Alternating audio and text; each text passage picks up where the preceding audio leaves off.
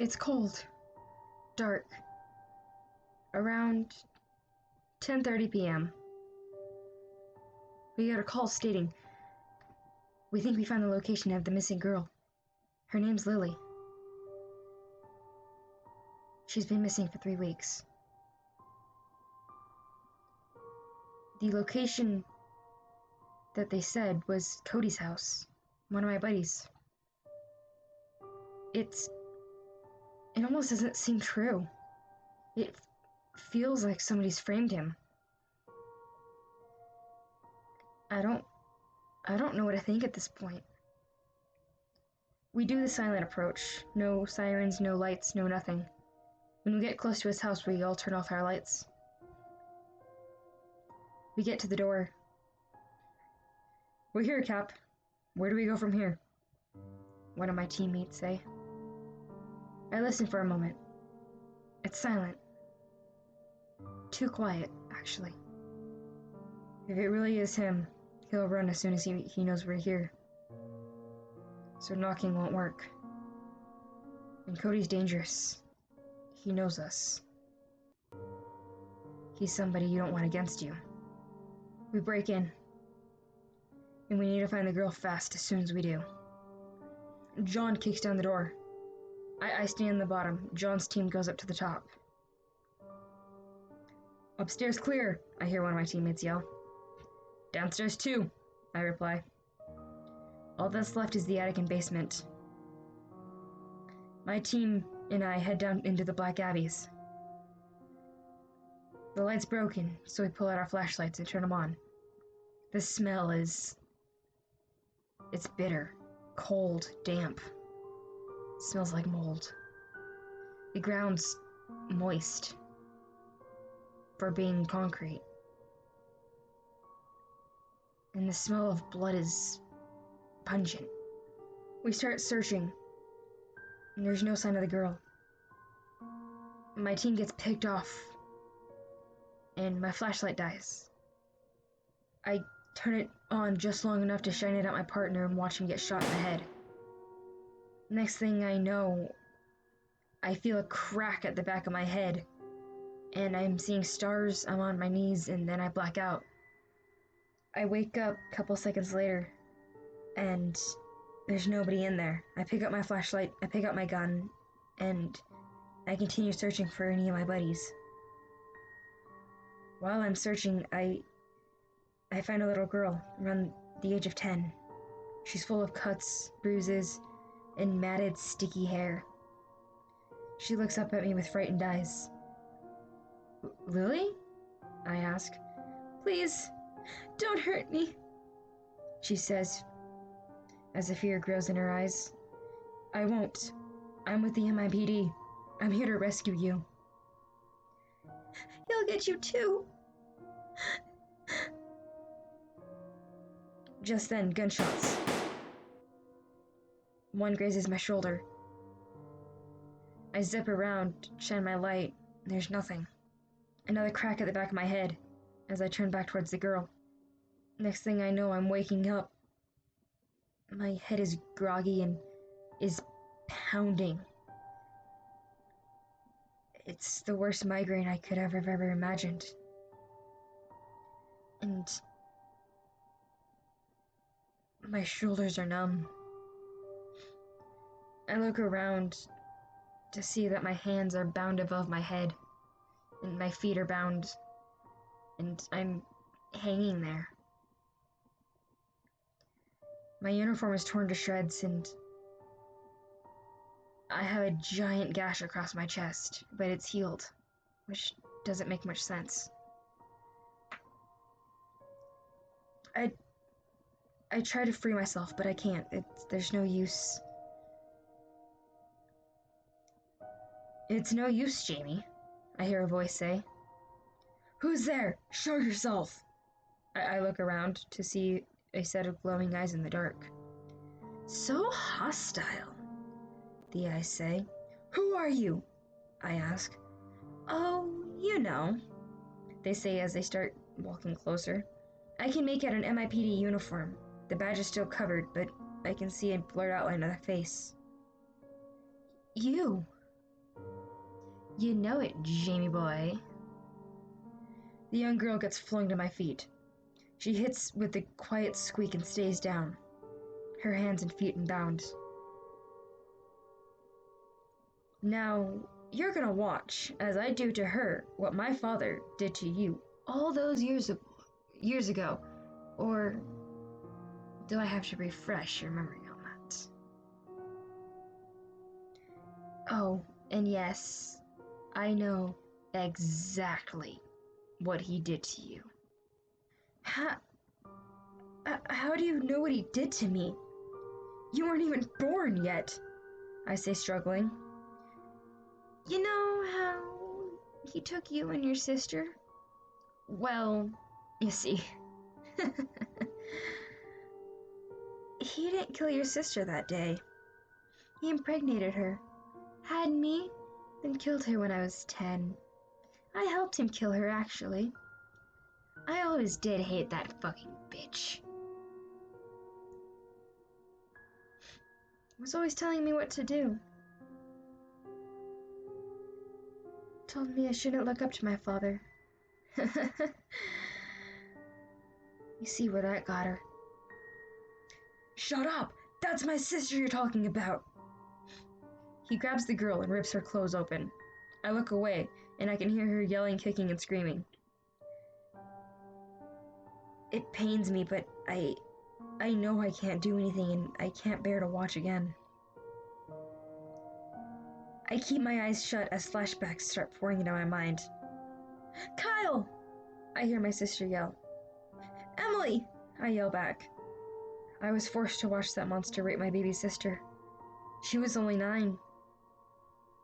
He was 35.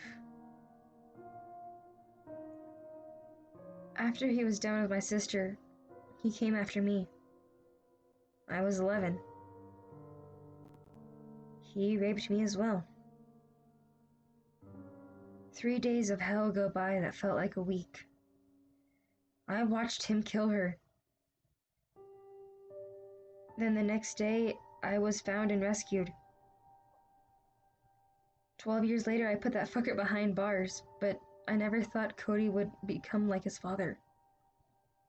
I always thought he hated the man, not idolized him.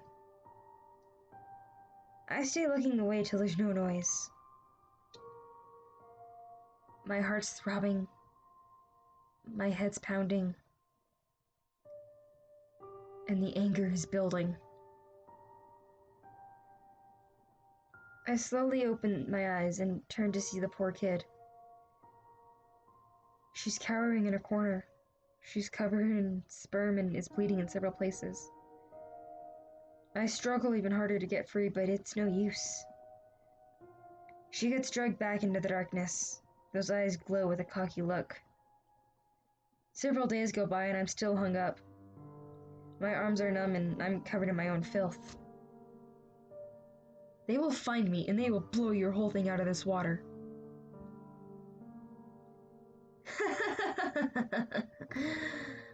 They won't find me, Kyle. They found your body and everything. As far as they know, you're dead.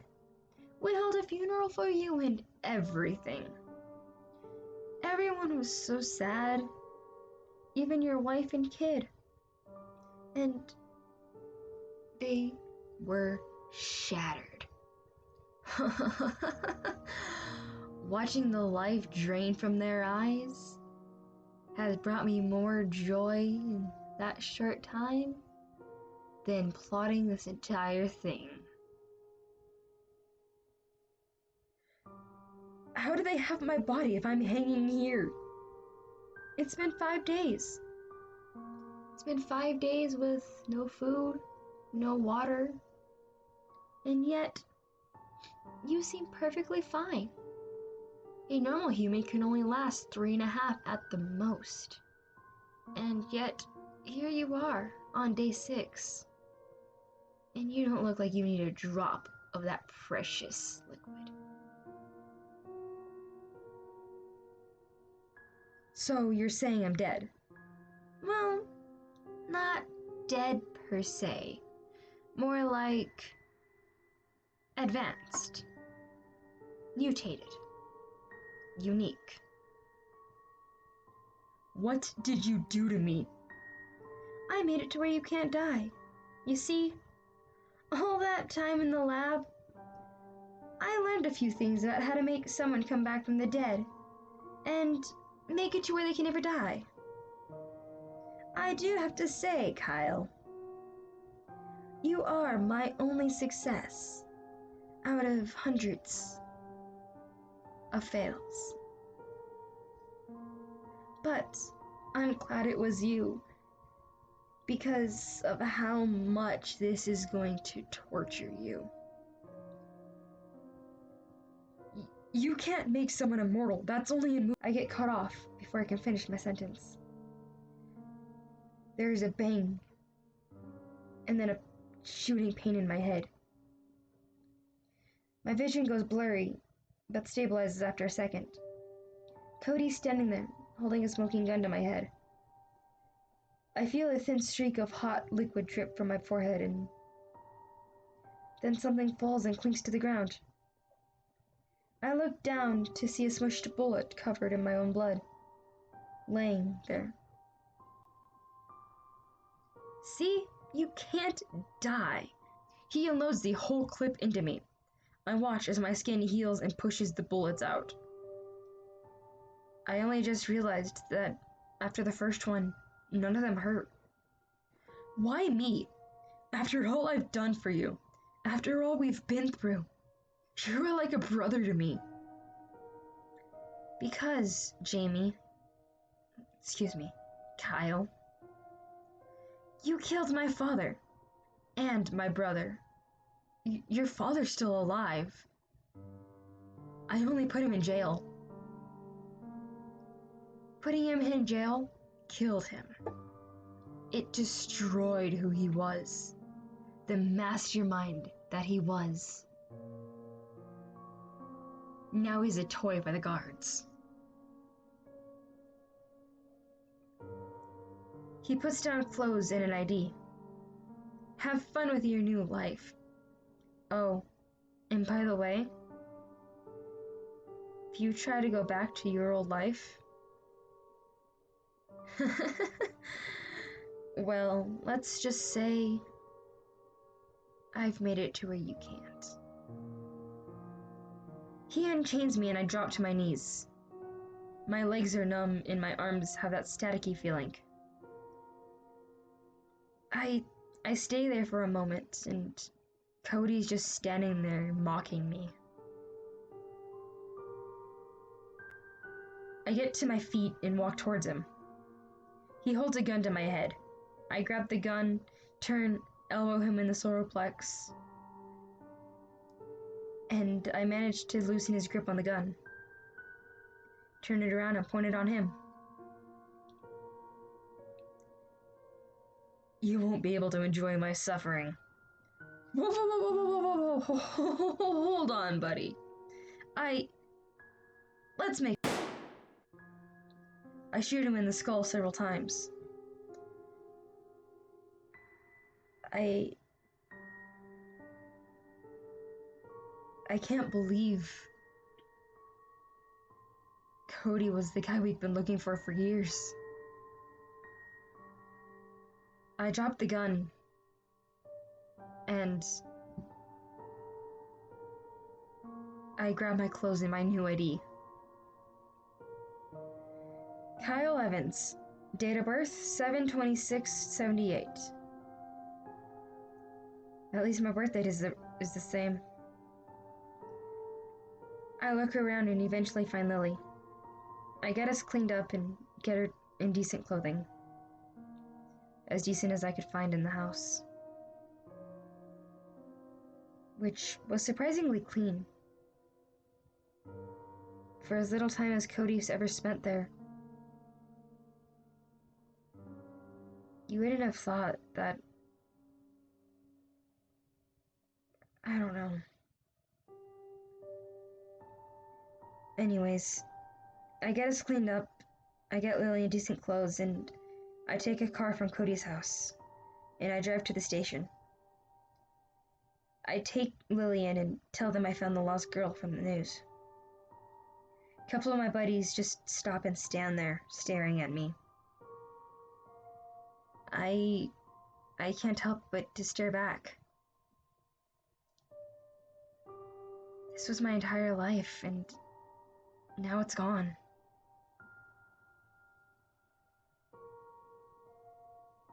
I don't know what I'm gonna do now. Jamie? I hear from behind me. I turn around. It's my wife, my daughter, standing there.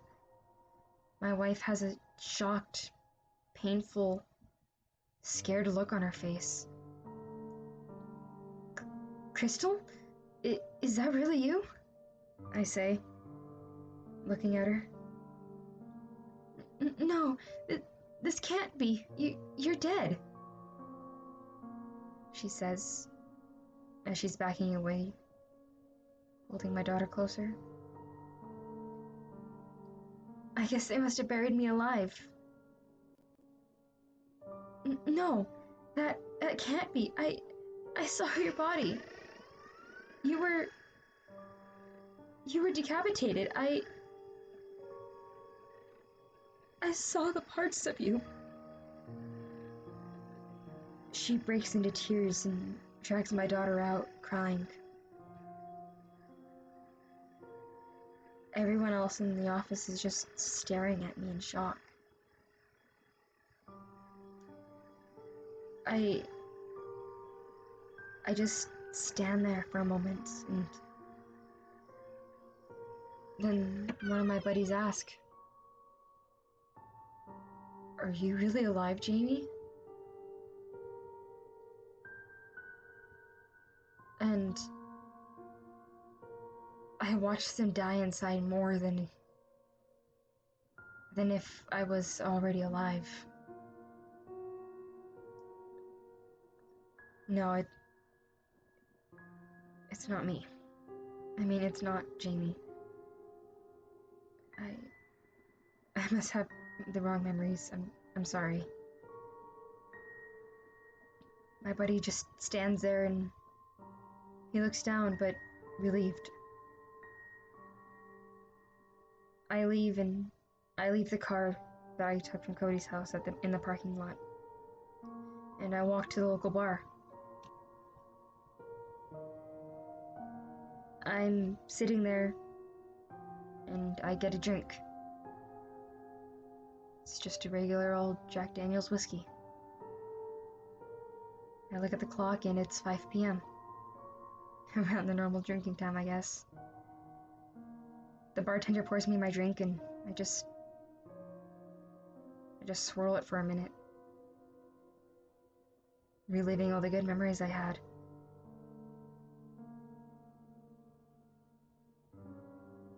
Am I really doing this? Is this a dream?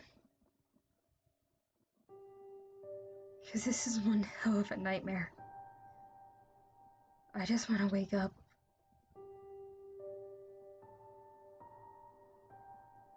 I pinch myself to make sure, and lo and behold, it's not a dream. I drink my whiskey in 2 gulps, I guess you could call them. The bartender pours me another, and I look up at the TV, and a poster catches my eye. Bounty Hunters Wanted.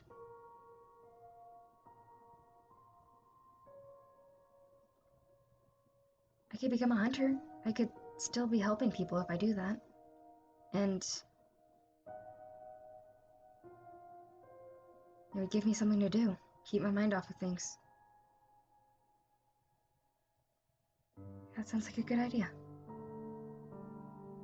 I note down the address, and I pay for my drinks after I finish my second glass. I grab a cab and I head over to the address.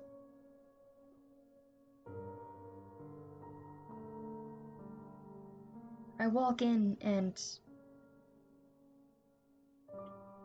there's a familiar smell. I don't I don't know how to describe it, but it's comforting. But at the same time, it puts me on edge. It smells damp, but it might be because of all the bodies, or people, I should say, that are in there. There's probably a good 50, 60 people in there, all having drinks and having a good time. It has this familiar smell to home when I was a kid. That might be because my father was an alcoholic, but I don't know. It's familiar somehow. And as I walk in, everybody just stops and stares at me. The music cuts out. The quiet chatting stops, and they all just stare. It was honestly quite unnerving, but I didn't let it bother me. So, this is how my life begins.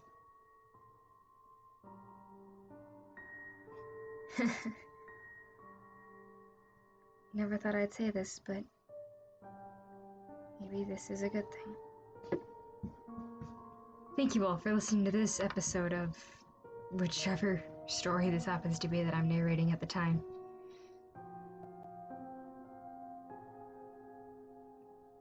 It really means a lot for those who are actually listening, and that listen all the way through. I enjoy making these videos, and if you guys are enjoying them, I guess you guys could share them if you want, like them if you want. I don't mind either way. As long as you guys enjoy them, that's all that matters. Thank you guys for listening to this episode, and I'll see you guys in the next one.